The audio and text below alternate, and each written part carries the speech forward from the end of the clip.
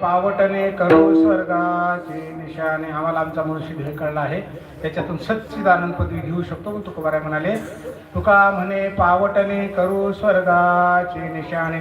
आमच्या पायाखाली स्वर्ग निर्माण करू म्हणतात. म्हणजे काय, जगातलं 14 गुणातलं सर्वात मोठं सुख जिथं आहे, अमृत आहे, कामधेनू आहे, चिंतामणी आहे, त्याच्यात अप्सरा आहेत, इंद्र आहे, सगळी सुवर्ण नगरी आहे. आम्हाला त्याच्याशी काहीच देणे घेणे नाही, कारण आम्ही त्याच चटणी भाकरीमध्ये आनंदी आहोत.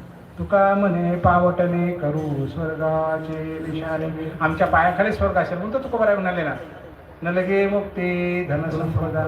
आपली मानसिकता जर एखाद्या गोष्टीमध्ये पक्की अडकली, एखाद्या गोष्टीवर आपलं पक्क प्रेम झालं ना, तर जगातलं आपल्याला काहीच आवडत नाही. वस्तुस्थिती बरं का, तुकोबारायला तुम्हाला भगवंत आवडला पाहिजे, कारण विठोबाचे दास. मग आपल्याला जगातलं काहीच आवडत नाही. लगे मुक्ती धनसंपदा आपण पण म्हणू शकतो. एक छोटं उदाहरण सांगतो मी तुम्हाला. आता तुम्ही ह्या गावात राहता, हे गाव काय आहे?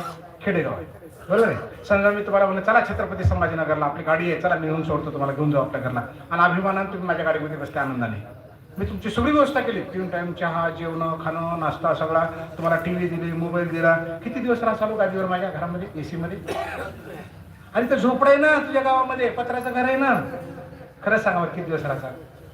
2 दिवस, 3 दिवस, 4 दिवस. नाही. मग मी तुम्हाला म्हणलं, ए बाबा कशाला जातो ते खेडेगावामध्ये, चिखल उड घ्यायचा आणि फलाना लाईट राहत नाही, रात्री 2 दिवस लाईट येत नाही, आणि झोपडीमध्ये राहतो. बघितलं पंचपप्पाला खा, आणि एसी मध्ये राहू वाटतं का? नाही, कारण आमचं प्रेम जडलं इथे अंतःकरणातून. आम्ही त्याला शिकत की माझा आहे देव, माझा म्हणण्यासाठी नाही, हे घर माझं आहे म्हणून तुम्हाला एसी मध्ये राहू वाटत नाही, एवढ्या मोठ्या शहरात राहू वाटत नाही.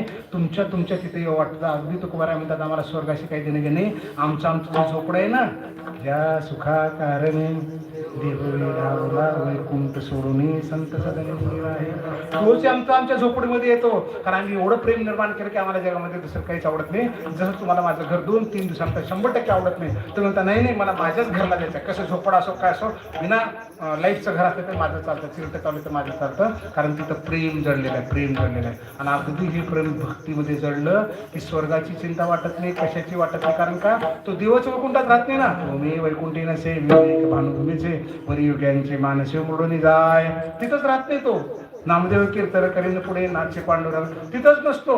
भगवंत वैकुंठातच राहत नाही, तुमच्या आमच्यामध्ये येतो. म्हणून तुकोबाराय म्हणाले की आम्हाला स्वर्ग लागत नाही, आमच्या पायाखाली स्वर्ग. आम्हाला काय करायचं घेऊन? ज्ञानोबारायांनी सांगितलं, काय म्हणतात ज्ञानोबाराय? स्वर्गाला. आणि स्वर्गाते मानसे ऐकोनी मानी ऐसे, उहिले पिशित जैसे स्वानाचे का. माझ्या भक्ताला जर मी म्हटलं की तुला स्वर्ग देऊ का, तर तो काय म्हणतो? कुहिले पिशित स्वान. म्हणजे मेलेल्या कुत्र्याचा, सडलेल्या कुत्र्याचा वास येतो ना, छी करतो आपण, तसं माझ्या भक्ताला जर मी म्हणलो की तुला स्वर्ग देऊ, माझ्या भक्ताला छी, आम्हाला स्वर्ग नको. लक्षात आलं का? काय नको? काय करायचं आम्हाला? स्वर्ग तू आहेस ना, पुढे झालं ना. म्हणजे आमच्या कार्यामध्ये आमचं मन जर लागलं, भक्तिपूर्वक जर आपण त्याला स्वीकारलं, तर जगातलं आम्हाला काही मोठे पण नको. माझी आई कुणासारखी? एका मिनिटात उत्तर लेकराचं, एका क्षणात. माझी आई माझ्या आईसारखी. हिरी ज्या पराव्या रंभे उने बरव्या, या काय कराव्या बाळके तेने. रंभा जरी उभा केल्या, अप्सरा जरी उभा केल्या, आणि त्याची आई काळी बेदरी जरी असेल, फाटक्या वस्त्रावर जरी असेल, आणि त्या लेकराला विचारलं की तुला कोण आवडतं, तर 100% लेकरू म्हणतं मला माझी आईच आवडते. अगदी त्याप्रमाणे आम्हाला भक्ती आवडते, आम्हाला प्रेम आवडतं, हा संसार आवडतो भक्ती मार्गातून केलेला. त्यामुळे स्वर्ग आमच्या पायाखाली, आम्हाला स्वर्गाशी काही देणे घेणे नाही. त्या लेकराला वाटतं त्या रंभेशी अप्सरेशी मला काही देणे घेणे. कुठलंही जगातलं लेकरू 100% त्याच्या आईकडंच ती वस्तुस्थिती. अगदी त्याप्रमाणे आपल्याला आपल्या वाटायला कर्म आपलं वाटलं पाहिजे, कारण गीता ही कर्मावर आधारित आहे. कर्मण्येवाधिकार असते. ज्ञानोबाराय म्हणाले, तुम्ही व्रत नियमन करावे, शरीरातीने पिडावे, दुरीकेही नवचावे, तीर्थासेगा देवतांतराना भजावे, हे सर्वता काही न करावे. स्वधर्म यज्ञ जावे अनायासे.